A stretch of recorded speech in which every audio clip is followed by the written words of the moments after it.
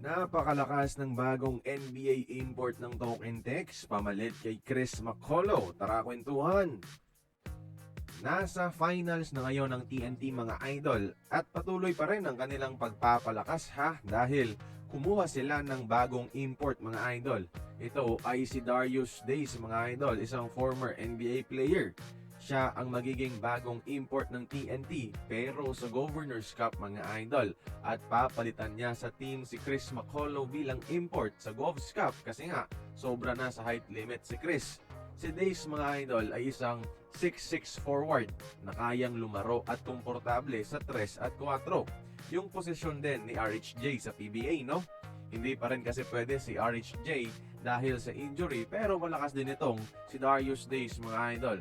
Inumpirma na ito ni team manager Jolas noong nakaraan.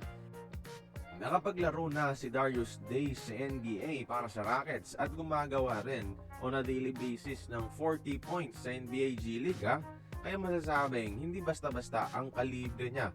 Kalibel din siguro ng mga usual na NBA imports na kinukuha ng TNT. Veterano na rin siya sa mga liga dito sa Asia, no? Sa Japan D-League, sa Korea, at nakapaglaro na rin siya sa NBL Australia mga idol. 27 years old pa lang siya mga idol, bata pa at nasa prime. So, ayun, typical na ganitong klase talaga yung import na kinukuha ng TNT. Kasi kaya nilang bumuhat ng opensa on any given night. Kita nyo naman siguro sa highlights, no? Mapaloob, mapalabas. Isang 3-level scorer talaga itong import ng TNT para sa Governors Cup to say the least mga idol. Kaya ayun, tingin nyo ba? Mapag-champion kaya ng isang Darius Days ang Token Text next conference?